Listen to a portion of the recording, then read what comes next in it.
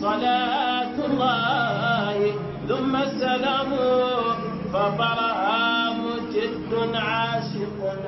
فيك واميق. En prélude du Gamou international de Medina Baye, sous l'égide du Khalif général de la Faïda Tijaniya, Cheikh Mohamedou Mahi Ibn Cheikh Ibrahim Niass, la commission des conférences et du patrimoine de la Jamiatou Ansaroudine vous convie au symposium international du Maoulid de Medina Baye 2026. Les 22 et 23 août 2026 sur l'esplanade de Medina Baye, autour du thème « Le soufisme sunnite, voie d'éducation spirituelle et de réforme éthique ». Cette année, la première journée sera placée sous le parrainage du Khalif Seydi Aliou Cissé, radiyallahu ta'ala anhu, tandis que la seconde journée sera, elle, placée sous le parrainage d'Al-Khalif Cheikh Al-Hajj Abdoulaye, radiyallahu ta'ala anhu, fils aîné de Cheikh Ibrahim Niass, radiyallahu ta'ala anhu. Pendant 2 jours, Medina Baye sera ainsi le cadre d'une rencontre consacrée au savoir, à la transmission et à la réflexion autour du patrimoine spirituel de la Faïda Tijaniya et de sa capacité à répondre aux grandes interrogations de notre temps. Le symposium entend réunir autour d'une même ambition, la connaissance, la spiritualité et la réflexion sur les défis auxquels l'homme et la communauté sont aujourd'hui confrontés. La première journée ouvrira la réflexion sur les fondements de la voie et sur l'éducation spirituelle. Elle s'intéressera notamment au code éthique de la Subha, ce compagnonnage spirituel entre le maître et le disciple qui place la transmission, l'exemplarité et l'éducation au cœur de la relation spirituelle. À la faïda comme accomplissement du dogme, de l'étude et de la préservation de son patrimoine intellectuel, à la valorisation des enseignements et des œuvres qui participent à sa transmission, à la jeunesse et aux défis auxquels elle est confrontée, à la lumière de la pensée et de l'héritage de Cheikh Ibrahim Niass. La deuxième journée élargira cette réflexion aux grandes mutations du monde contemporain. Elle s'ouvrira sur une question fondamentale. Face au bouleversement de notre époque, comment penser la crise de l'homme moderne et les voies de sa reconstruction spirituelle? Il sera également question d'économie, de travail et de solidarité, et de la manière dont les valeurs spirituelles peuvent éclairer notre rapport à l'effort, à la responsabilité et à la vie collective. D'intelligence artificielle et de nouvelles technologies, alors que les technologies transforment profondément nos sociétés, nos habitudes et notre rapport au savoir, avec la question de la sauvegarde de l'humain, de science, de découverte spatiale et du sens du cosmos. Une invitation à penser le rapport entre connaissance, découverte et compréhension du monde, de spiritualité et de responsabilité communautaire. Car l'éducation spirituelle ne se limite pas à la transformation de l'individu. Elle doit également se traduire par une responsabilité envers les autres, par l'engagement, la solidarité et la contribution au bien de la communauté. Ainsi, durant ces 2 journées, le symposium international du Maoulid de Medina Baye 2026 proposera un dialogue entre héritage et actualité, entre éducation spirituelle et enjeux contemporains, entre connaissance et responsabilité, une occasion donc de revisiter les fondements d'une tradition spirituelle, d'en approfondir la compréhension et d'interroger sa contribution aux défis du présent et de l'avenir. Les 22 et 23 août 2026, sur l'esplanade de Medina Baye, en prélude du Gamou international de Medina Baye, nous vous donnons rendez-vous au symposium international du Maoulid de Medina Baye 2026, autour du thème « Le soufisme sunnite, voie d'éducation spirituelle et de réforme éthique ». 2 journées de savoir, de transmission, de réflexion pour penser l'éducation de l'homme, la réforme et l'éthique et la responsabilité face au monde de demain. Le symposium international du Maoulid de Medina Baye.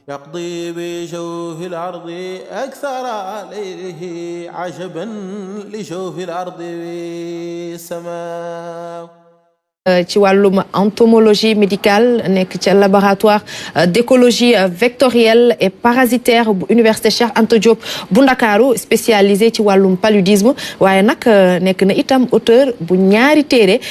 benn bi ñu dippee ko fin des illusions et merveilles de la Fayda Tijaniya ba ca des nag et la science de l'heure mu nekk itam kenn ci panélistes yi nga xamante ne ñoo war a teewe symposium internationaux yi ñu war a amal ci mawlud bu Medina Baye fas yéene taxaw itam ci thématique yu am solo wàllum dialogue entre science spiritualité ak éthique docteur dalaatal jàmm ci plateau bu Salimto. alhamdulilah wasalaatu wasalaamu ala rasulillah sayidina wa mawlana muhammadin sallallahu alayhi wa sallam nauzu billahi min shururi anfusina wa min sayyiati amalina man yahdillahu fa huwa almuhtadi wa man yudlil falan tajida lahu waliyan murshida alhamdulilahi allazi hadana li hada wa ma kunna linahtadiya lawla an hadana allah donc ñu ngi nuyuwaat ñëpp di jabareel nuyoo nag suñuy kilifa nga xam ne ñoom ñooy waa ahlu Fayda Tijaniya muy xalif bi nga xam ne mooy Cheikh Mouhamadul Mahi Niass radiyallahu yàlla dëgëral ko yàlla guddal fanam ba mu yeggali ay mbiram yeggali ambition am ak li mu bëgg ci faydu bi ak yëpp nuyu mbokki taalibe yëpp di beral ne ki nga xam ne moom la jamiyatu Ansaruddin jox liggéey bi nga xam ne mooy lépp lu jëm ci comme on appelle la commission des conférences et du patrimoine intellectuel de la Fayda nga xam ne yaakaar naa ñëpp xam nañ ko léegi ci réew mi ak ci bitim réew mi Cheikh Ahmed Boucar Omar Niang nga xam ne c'est lui qu'on en fait on l'appelle l'historien de la Fayda l'archiviste de la Fayda moom moo yor téere yi moo yor mbir yi donc lépp loo xam ne bëgg nga xam ci kayit yi passé yi ci histoire Fayda bi ci maanaam ci doxalinu Fayda bi ci wàllu bind ak li fi mag ñi bàyyi moom la ko yàlla baaxee nga xam ne am na ci lu yaatu mu ciy liggéey nag ci ndigalu xalifa bi donc depuis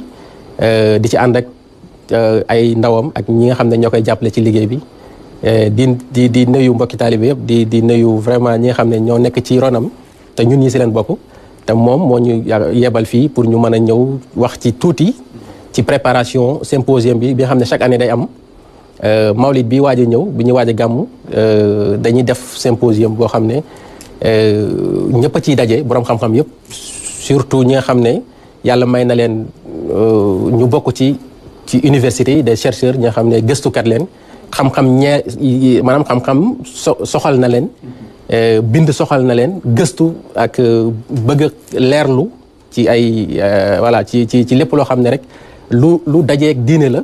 luy ñoŋal diine la luy taaral diine la ak luy rafetal doxalin bi nga xam ne doomu aadama bu nekk wala jullit bu nekk rek yaa ngi koy jéem a dox ci sa diggante ak yàlla donc ñiy def loolu yëpp ñu ngi koy defee ci symposium bi ci mawlid bi waaj a ñëw te loolu Ansaruddin ñi nga xam ne ñoom lañ dénk organisation bi ak taalibe baay yëpp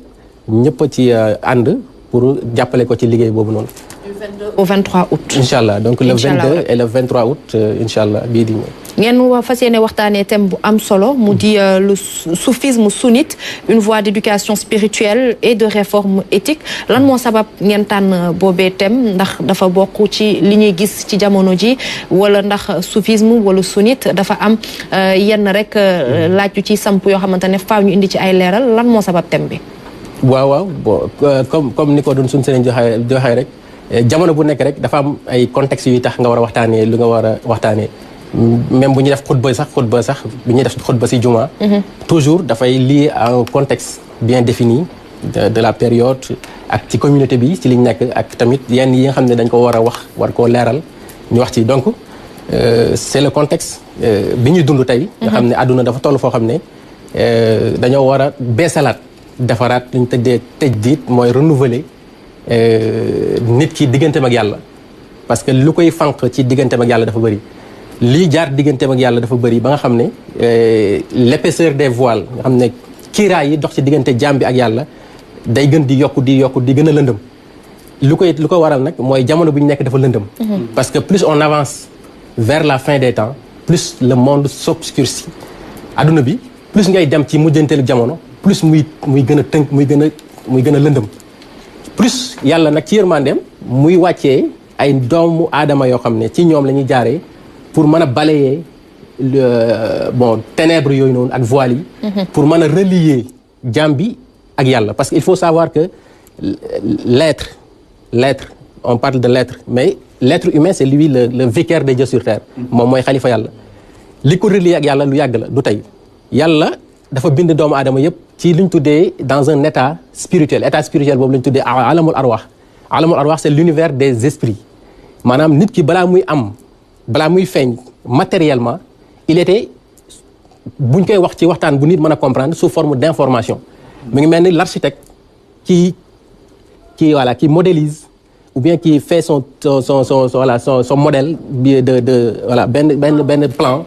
defar ko ba mu rafet sur ordinateur am nga xam ne lépp pare na mais mi ngi ko def ci benn clé mi ngi ko def ci téléphone am mi ngi ko jox ci tablette am di doxantoog moom donc l'information est subtile maanaam yow yaa ngi doxantoog kër gi nga xam ne tey sa téléphone bi la nekk te kër xam nga ne xajoo si téléphone donc l'information spirituelle loolu nga ko mën a jàngale était sous forme d'état boo xam ne yàlla teewal na mbooleem jaam yi wax leen ne leen ndax man duma seen borom ñu ne wëy yaay suñu borom balle alastu bi rabbikum xaalu balle lu tax parce que yàlla def ne pacte la c'est comme si vous avez signé un pacte xam nga nit ki toogul rek ne yow yàlla nga ne ko yóbbu ma àdduna xam nga ñun on n'a pas demandé à exister on n'a pas demandé à naître on n'a pas choisi nos pays de naissance on n'a pas choisi d'être ce qu'on est comme ça. parents tànnuñu dara. non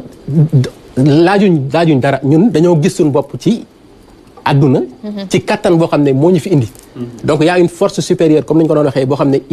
elle est au-delà moo ñu indi. donc kooku noonu mooy yàlla kooku moo amal mbir yi parce que boo retourner les causalités comme ni ko doon philosophie di defee da nga dem ba toll foo xam ne lu nekk bu fekkee am na lu ko fi indi au finish dañuy dem ci loo xam ne loolu moo fi war a indi lépp te dara indiwu ko fi. donc loolu foofu la philosophie toll ci yàlla ñoom mais jaar la boo xam ne nit ku nekk mën na ci jaar ba gën a yegg ba gën a xam donc ñun bu ñu ñëwee ci àdduna am na pacte bu ñu lié ak yàlla. mooy doomu aadama bi am na pacte bu ko lié ak boromam. pacte boobu noonu mooy mu fàttaliku ne xam ne yàllaa ko bind xam tamit ne yàlla bind ko ci fo parce que yàlla amul temps wu fo. maanaam la création n'est pas un jeu mbindeef mi du fo du caaxaan c'est très sérieux maanaam nit ki bu xamoon tey. dañ koy wax souvent les probabilités d'existence bi nga xam ne moom la jàll ba am ci day xam ne moom nekkul caaxaan maanaam am gi nga am ba taxaw ci àdduna ne man la diw yow yaay diw nga yëg ne yow am nga am conscience de ton existence loolu c'est extraordinairement maanaam ci lu kawee la ci xam-xam parce que bu ñu waxee probabilité d'existence mooy te exemple bu ñu doon joxee exemple mais bu ñu delluwaatee tuuti ci thème bi ndax fi nga nekk am na solo waaye damay bañ ñu xuus trop ci symposium bi ba ki ko war a seetaan ko teewee ci thème bi lañ jëm parce que loolu mooy thème bi parce que boo xoolee ñun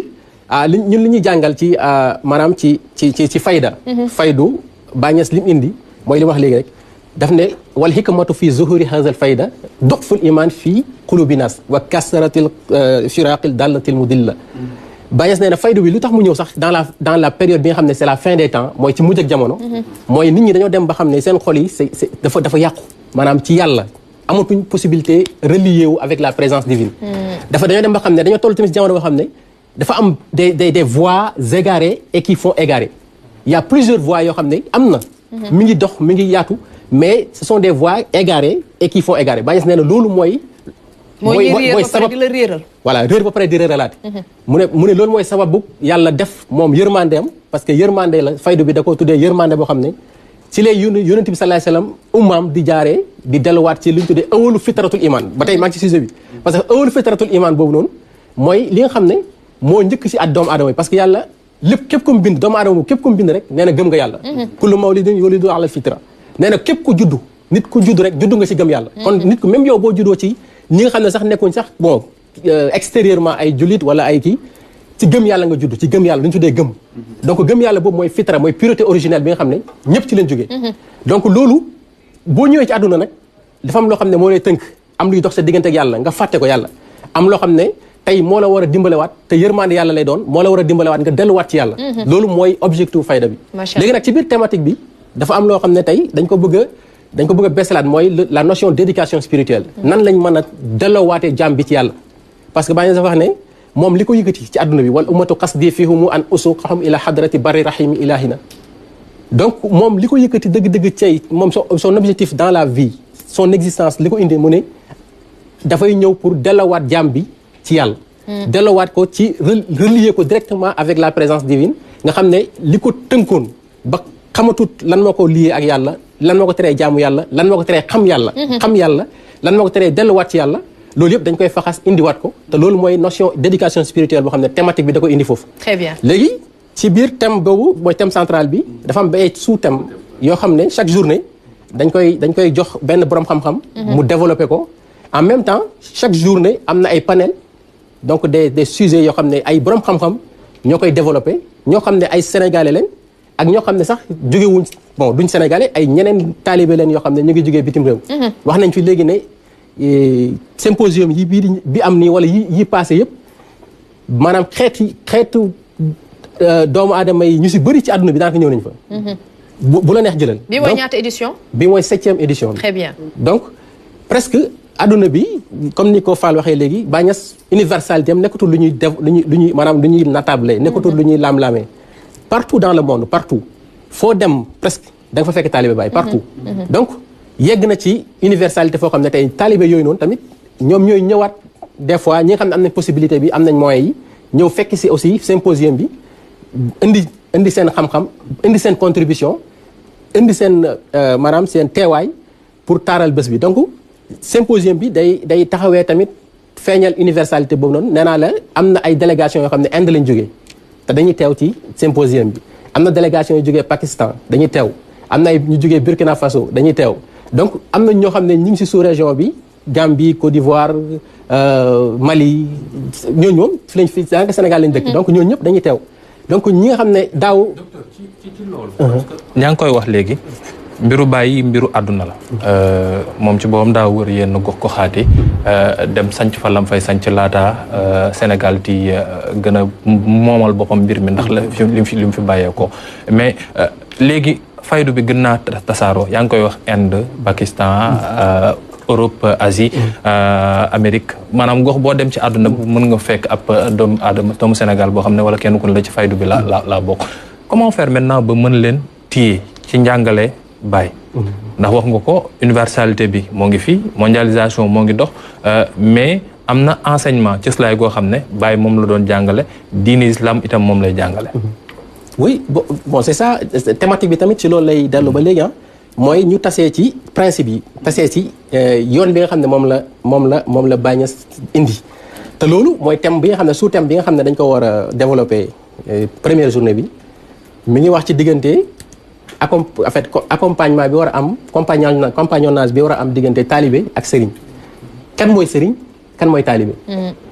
xam nga Baye Niass dafa toog fii Sénégal di wax wolof moom parce que ñun en fait pourquoi les intellectuels aiment Baye Niass pourquoi les chercheurs aiment Baye Niass parce que il est plausible c'est-à-dire du lu ñuy mystifier Baye Niass il est raisonnable c'est-à-dire c'est un intellectuel boo xam ne il est raisonné un scientifique je veux dire man tous les scientifiques yi nga xam ne dañuy def gëstu dans le raisonnement logique bu ñuy dox ba gis Baye Niass dañuy yem foofu parce que amul lu mystérieux loo xam ne dafay naan non il faut nga gëm lii il faut nga gëm lii c'est des choses yoo xam ne c'est des 1 plus 1 égale 2 c'est des faits c'est des archives des archives c'est des audios dafa wax ci wolof mu ne sëriñ dañ koy wax rek waaye xamuñ mu ne sëriñ ni mu koy misaalee moom Baye Niass mooy un maître nageur boo xam ne buñ demee ci océan bi wala buñ demee ci piscine bi dafay summeeku taalibe bi summeeku mu jàngal ko comment nager mais comment nager mu ne ko bés bu demee ba mën a nager maanaam bu taalibe bi mënee féey parce que yoon bi sëriñ mooy ku la jiitu ci yoon xam yoon bi fi mu jaar xam pax yi xam déviation yi xam fi nga war a defee halte fi nga war a taxawee xam fi nga war a reprendre xam fi nga war a vitesse xam fi nga war a defee ndànk pour mën a yegg fi nga jëm parce que y a une destination quand on parle de tariqa une voie c'est une destination vers où vers la présence divine dafa am un objectif bu ñu wër l'être humain est créé pour chercher un objectif on est en quête y a les grands esprits les grands scientifiques yoo xam ne ñoom gëmuñ yàlla comme ni ñu ko gëmee nii comme ni ñu koy waxee mais ñoom xam nañ ne l'être humain a été créé pour explorer c'est Hawking qui disait ça c'est un scientifique c'est un athée mais xam na ne nee na yàlla ni mu bindee doomu aadama maanaam c'est un être qui réfléchit c'est un être qui pose des questions c'est un être qui explore mu ne on explore mu ne dañu xool univers bi di wër galaxies yi di wër planètes yi di wër lunes yi parce que nous sommes des humains parce que nous sommes dotés de ça yàlla moo ñu bindee noonu donc nit yàlla da ko bind pour un objectif bien précis c'est le retour à la présence divine c'est le retour à la connaissance de l'objectif de cette création pourquoi yàlla bind asamaan ak suuf pourquoi yàlla amal la qu'est-ce que c'est que le monde qu'est-ce que c'est que la fin du monde, qu'est-ce que c'est que la mort, qu'est-ce que c'est que la résurrection, qu'est-ce que c'est que le paradis, qu'est-ce que c'est que l'enfer, qu'est-ce que c'est que l'éternité.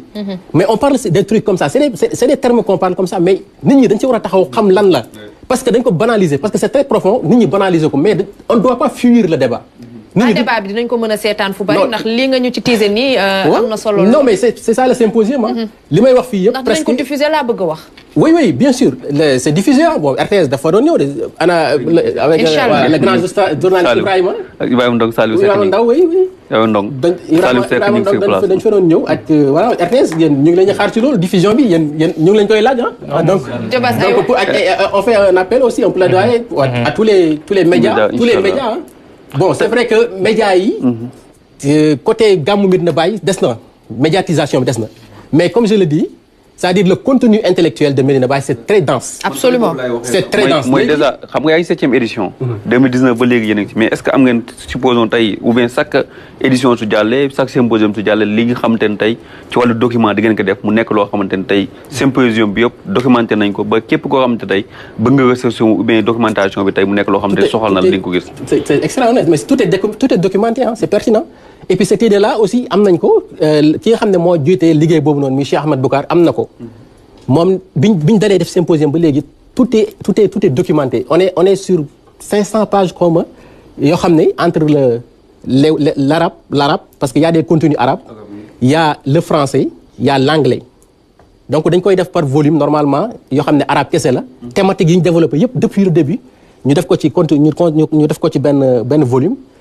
français bi aussi ñu def ko ci benn volume anglais bi aussi ñu def ko ci benn volume dans nos en fait dans les perspectives oui bon wolof bi mooy li ñuy wax ni aussi parce que li ci ëpp ci symposium bi arabe lay doon ak wolof parce que ñiy wax arabe dañ koy tekkiwaat ci wolof daanaka ñiy wax français aussi dinañ ko waxaat ci wolof parce que résumé yi ak waxtaan bi ci wolof lañ koy tënk mais li ci ëpp solo mooy que ne les comme on dit les langues officielles yi nga xam ne mën na jàll les frontières au niveau international. L'arabe, ça fait partie de ces langues-là. Le français, ça fait partie. L'anglais aussi, ça fait partie de ces langues-là. Ce qui fait qu'aujourd'hui, Cheikh Ahmed Boucar nee na ci défi moom li mu bëgg tey ci liggéeyam mooy vers la matérialisation la réalisation du centre de recherche de la Fayda Tijaniyya. am na benn centre de recherche bu ñu bëgg a mettre en place boo xam ne lépp loo xam ne xam-xam la ci faydu bi mën nañ ko mettre ci benn dispositif boo xam ne ñëpp képp koo xam ne chercheur la képp koo xam ne bëgg na xam-xam gëstu parce que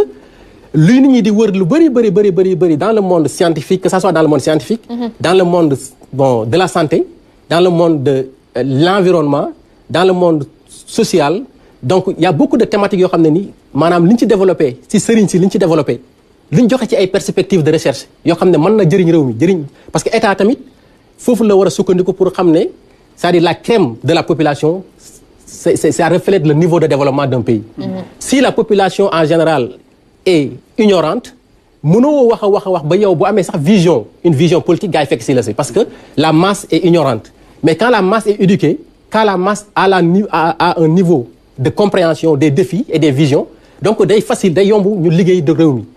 ñii liggéey réew mi dañoo soxla sëriñ si dañoo soxla liggéeyu diine parce que diine dafa bokk ci lii tabax doomu aadama ba nga xam ne day société bi da koy accepter day liggéeyal société bi day jëriñ société bi te du indi loraange yu bëri loraange yu ñuy gis yëpp mooy nit ñi nga xam ne rek yàlla def na ba nga xam ne seen éducation maanaam seen yar dafa mujj rëcc fi ñu waroon a jaaruñ fa moo tax ñu mujj di def naka sulu noonu ba li am di am mais ñi nga xam ne yar nañ leen teg leen ci yoon ñëpp daanaka loolu dañ ciy mucc donc pour ñëwaat ci thématique bi deuxième thématique bi ci beneen journée bi donc boobu tamit même chose donc éducation spirituelle mais foofu day ñëw ci mais Fayda Tidiane bi tey buñ doon koy indi apportam ak impactam ci fi ñu jëm ci àdduna l'horizon du monde parce que àdduna bi fi mu jëm dans le futur du monde fan lañ jëm mooy technologie bi ni muy doxee li ñu tuddee l'intelligence artificielle ni muy doxee gis nga ko fi ñu toll ci niveau de connectivité gis nga ko maanaam tey lépp tout est réseau lépp connexion la lépp internet la lépp tamit lu ñu tuddee technologie la nouveau léegi fi ñu toll ci xam-xam est-ce que doomu aadama bi dañ koy bàyyee technologie bi rek wala dañ koy ñëw dimbalewaat ko ba mu xam ne technologie bi da ko war a jëriñoo waaye technologie bi waru ko sànq parce que est-ce que day xam ngeen ne ñu ngi toll ci xam-xam foo xam ne nit ñi ñu ngi ci diggante jël doomu aadama defal ko puce électronique y a ce qu'on appelle Neuralink benn projet boo xam ne Elon Musk moo koy gérer te xam nga Elon Musk Elon Musk projet bi mu dugg rek da koy réaliser. parce que il a les moyens il a les capacités il a la folie il a tout pour réaliser ses ambitions moom nee na doomu aadama dafa faible. tous les gens qui travaillent dans l'intelligence artificielle tey ñëpp les grands marques OpenAI boo demee wax na ne ñoom dañuy wax ne c'est-à-dire la singularité technologique fi ñu jëm mooy ñu yegg ci intelligence artificielle foo xam ne c'est-à-dire ça dépasse l'ensemble des intelligences de l'humanité maanaam IA fi mu jëm mooy xam-xam boo xam ne IA bi da koy am te mboolem adduna bi doomu aadama yëpp bu ñu leen boole woon seen bopp yi boole seen xam-xam amuñ ko mooy IA bi foofu la jëm te nee na yegg si nañ si te léegi pour nga am xam-xam dañoo wax ne ñoom tant que boole woo ci IA du baax te léegi gis ngeen ne c'est réel parce que c'est pratique tey IA bi moom lañu utiliser dans presque partout am na côté boo xam ne am na côté positif parce que day jëriñ doomu aadama mais am na côté boo xam ne dafa am benn côté négatif parce que dafay jëm ci doomu aadama transformer ko benn machine ci machine lañ jëm maanaam rendre l'homme comme une machine boo xam ne mook technologie bi day bennoo puces yi ñuy def ci doomu aadama puces yooyu commencé nañ ko c'est déjà testé sur des primates maanaam def nañ ko ci ay voilà ay golo yu mag parce que primates yi ak doomu aadama yi dañoo xaw a jege génétiquement en même temps commencé nañ ko tester aussi sur des gens yi nga xam ne ils étaient malades ñoo xam ne dañoo amoon problème AVC wala am ay problème de motricité nga xam ne connectivité bi day jógee ci bopp bi ñëw pour doxal loxo bi wala doxal tànk bi commencé na c'est-à-dire c'est quelque chose qui est pratique c'est 1 + 1 = 2 maanaam technologie. da ngeen koy yóbbaale aussi ci nga xam ne moo jëm ci wàllu enseignement et symposium. voilà enseignement et symposium loolu yëpp da ci dugg mooy dañuy jëm ci ñun diine li ñu ci am par rapport ak fi àdduna jëm lan nag diine mën a taxawee ci loolu. très bien fan la mën a jëm ba mën a aar doomu aadama yi maanaam aar jullit ñi aar ñi nga xam ne ñooy dox ci yàlla aar ñi nga xam ne ñoo bëgg yàlla ba nga xam ne mbiru technologie ak fi àdduna bi jëm du ne sànq parce que fi àdduna bi jëm. kon fii ma jëm ni dina la neex lool. ndax am na koo xamante ne ci faydu bi la bokk. doon sët ci suñu maam Baye Niass. def ci liggéey bu am solo ci mën naa wax promulguer li nga xamante ne moo di tarixa bi un peu partout dans le monde. bu ñu demee États-Unis ginnaaw njàngu yu kaw yi nga xamante ne def na ko daal dina fay tëral ay mën naa wax daayira yu mag a mag yoo xamante ne jël na nu wér de tuubal na fa itam ñu bari ñu ñëw fekke si diine bi moom la ñuy teewlu ab extrait bu ndaw rek ci moom mu di imam Assane Cissé ñu daal di dikkaat. nit ku sol courte robe su ñaanee wirde tijaan da nga ko may mu ne waaw ellante ñuy sol courte robe yëpp ñëw jël tariqa tijaan su fekkee li ñuy def bàkkaar la danañ wax astaghfirullah ci suba wax ko ci ngoon yàlla baal leen waaye nag lam daa wax ci méteel maanaam su firi alquran ba firi alquran jeex su la tegee kaala gi mu ne daf lay wax ne kaalaak yonent baa ngi noonu ci sa kaw bopp bi fépp foo xam ne su fi yonent bi nekkoon duñ ko fa gis buñ la fa gis loo xam ne su fi yonent bi nekkoon du ko def buñ la gis nga di ko def moo tax ñi ngi ñaan yàlla suñ jigéen ñii di fréquenté oote jullit ñi wala conférence islamique yi ci àddina bi waxtu wuñ ca teewatee ku leen gisee na xam ne ñii ay jigéeni jullit lañ waaye mu ngoog 1945 la gane àdduna 13 août comme tey jii nii ci atum 2008 ci la génnoon àddina 63 ans dund yoo xamante ne am na njariñ lool waaye bu nu waxee itam ba tey ci njabootu Baye Niass dina nu mën a fàttaliku tamit oustaz Barham Diop moom nga xamante ne daanaka dañ doon wax ne mooy secrétaire u Baye ndax li ko dalee 1951 ba 1975 ñoom ñaar ñoo nekkoon ma bàyyilal rek très rapidement nga ñëw ci ñaari personnalité yooyu nga xamante ne dañoo marqué bu baax a baax fawdu bi. waay donc imam rahimahullah yal na yàlla yërëm ko. amiin yàlla yëkkati ko ci aljana yi gën a kawe. allahumma amiin. oustaz Barham rahimahullah yal na yàlla yërëm ko yàlla yëkkati ko ci aljana yi gën a kawe donc ay modèles leen ñii ce sont les grands modèles de la fayda. imam Hassan en termes de réalisation mooy lu ñu mën a xam lu ñu mën a gis ci lim réalisé ci Médina lu extraordinaire. ñun hôpital bi rek la ñuy wax. hôpital bi la ñuy wax bon am na école islamique. am na rajo am na yeneen projet yoo xam ne amoon na ko. mais li si loolu yëpp c'est déjà réalisé. bien sûr. sauf que dañoo comme ni ñuy wax rek àdduna nit ku génn àdduna rek yóbbaale ay projet donc chacun a une ambition boo xam ne presque yàlla tamit mooy dogal fi mu yem. mais Médina wax dëgg yàlla imam Assane bi ñu ko perdee dañoo perdre lu bëri. dafa bokk ci modèle d'intellectualité yoo xam ne Baye Niass da ko wane dans sa vie. xam nga je disais tout à l'heure que ñun on a un cheikh, on a un maître boo xam ne c'est un maître intellectuel boo xam ne daf ñuy wax li fii yoon bi nga jaar fa 1 + 1 = 2 c'est-à-dire amul naxaate. c'est pas des rêves du ay mystères c'est pratique et il y a des résultats. Imam Hassan dafa jàng alxuraan ba tari alxuraan jàng diine ba pare Baye Niass ne ko da ngay jàngiwaat anglais jàngiwaat dem États-Unis dem Londres jàngi mais bi ngay Baye Niass wax da ngay jàngiwaat anglais peut-être nit ñi xamuñu parce que anglais pour lan ci doomu seen yow doomu Saalum jàng diine jàng kii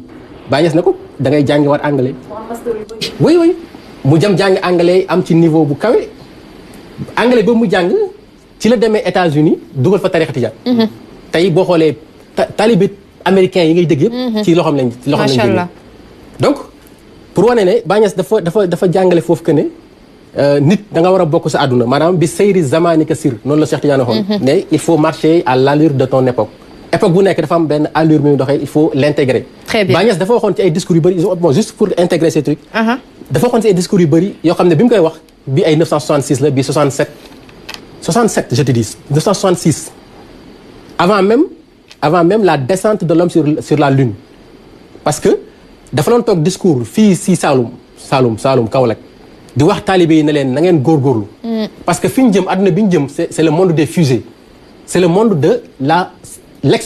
l'exploration spatiale c'est le monde bi nga xam ne dañ fay dem technologie mooy dox kon yéen diine ji maanaam yéen ñi nga xam ne yéen da ngeen woote woon ne l'islam ngeen bokk da ngeen xam ne l'islam n'a rien de contraire à la marche de l'époque à la technologie maanaam nga xam technologie. très bien juste pour mettre foofu tamit benn parenthèse boo xoolee Iran. bu yàggee dina dugg ci journal de taxaw ñu jox leen antenne. Iran boo xoolee Iran niveau bi mu am ci technologie. exemple wane na ko ci xam-xam te pourtant ay doomu jullit la. macha allah soo demee si yeneen dëkk yi niveau bu ñu am ci technologie wane nañ ko pourtant ay doomu jullit la. te Sénégal waru cee des ginnaaw bi mu koy wax. taalibe yi doon wax ñun ñëpp la wax jullit yi nga xam ne peut-être on est au Sénégal on est dans la sous-région wax ne leen ne yéen ñëpp na ngeen góorgóorlu ba adduna bi ni muy doxee ngeen ànd ak moom ci ni muy doxee ngeen xam adduna technologie bi xam diine parce que xam adduna technologie bi day yokk diine waaye du ko wàññi am na solo léegi nag beneen kii bi mooy du fi xaj ndax faaw ñu dem ci journal bi il est 50 dañuy may rek tuuti Oustaz Barham aussi faaw ma dem fële info utile alors Jean ma bàyyi la nga jox ma numéro bu tey bi lan lay fas yéenee. En prélude du Gamou international de Medina Baye, sous l'égide du Khalif général de la Fayda Tijaniya, Cheikh Mohamedul Mahi Ibn Cheikh Ibrahim Niass, la commission des conférences et du patrimoine de la Jamiatou Ansaroudine vous convie au symposium international du Maoulid de Medina Baye 2026. Les 22 et 23 août 2026 sur l'esplanade de Medina Baye. Autour du thème « Le soufisme sunnite, voie d'éducation spirituelle et de réforme éthique ». Cette année, la première journée sera placée sous le parrainage du Khalif Seydi Aliou Cissé, radiyallahu ta'ala anhu, tandis que la seconde journée sera, elle, placée sous le parrainage d'Al-Khalif Cheikh Al-Hajj Abdoulaye, radiyallahu ta'ala anhu, fils aîné de Cheikh Ibrahim Niass, radiyallahu ta'ala anhu. Pendant 2 jours, Medina Baye sera ainsi le cadre d'une rencontre consacrée au savoir, à la transmission et à la réflexion autour du patrimoine spirituel de la Fayda Tijaniya et de sa capacité à répondre aux grandes interrogations de notre temps. Le symposium entend réunir autour d'une même ambition, la connaissance, la spiritualité et la réflexion sur les défis auxquels l'homme et la communauté sont aujourd'hui confrontés. La première journée ouvrira la réflexion sur les fondements de la voie et sur l'éducation spirituelle. Elle s'intéressera notamment au code éthique de la Subha, ce compagnonnage spirituel entre le maître et le disciple qui place la transmission, l'exemplarité et l'éducation au cœur de la relation spirituelle. À la Fayda comme accomplissement du dogme, de l'étude et de la préservation de son patrimoine intellectuel, à la valorisation des enseignements et des œuvres qui participent à sa transmission, à la jeunesse et aux défis auxquels elle est confrontée, à la lumière de la pensée et de l'héritage de Cheikh Ibrahim Niass. La deuxième journée élargira cette réflexion aux grandes mutations du monde contemporain. Elle s'ouvrira sur une question fondamentale. Face au bouleversement de notre époque, comment penser la crise de l'homme moderne et les voies de sa reconstruction spirituelle? Il sera également question d'économie, de travail et de solidarité, et de la manière dont les valeurs spirituelles peuvent éclairer notre rapport à l'effort, à la responsabilité et à la vie collective. D'intelligence artificielle et de nouvelles technologies, alors que les technologies transforment profondément nos sociétés, nos habitudes et notre rapport au savoir, avec la question de la sauvegarde de l'humain, de science, de découverte spatiale et du sens du cosmos. Une invitation à penser le rapport entre connaissance, découverte et compréhension du monde, de spiritualité et de responsabilité communautaire. Car l'éducation spirituelle ne se limite pas à la transformation de l'individu. Elle doit également se traduire par une responsabilité envers les autres, par l'engagement, la solidarité et la contribution au bien de la communauté. Ainsi, durant ces 2 journées, le Symposium international du Maoulid de Medina Baye 2026 proposera un dialogue entre héritage et actualité, entre éducation spirituelle et enjeux contemporains, entre connaissance et responsabilité, une occasion donc de revisiter les fondements d'une tradition spirituelle, d'en approfondir la compréhension et d'interroger sa contribution aux défis du présent et de l'avenir. Les 22 et 23 août 2026, sur l'esplanade de Medina Baye, en prélude du Gamou international de Medina Baye, nous vous donnons rendez-vous au Symposium international du Maoulid de Medina Baye 2026 autour du thème « Le soufisme sunnite, voie d'éducation spirituelle et de réforme éthique ». 2 journées de savoir, de transmission, de réflexion pour penser l'éducation de l'homme, la réforme et l'éthique et la responsabilité face au monde de demain. Le Symposium international du Maoulid de Medina Baye.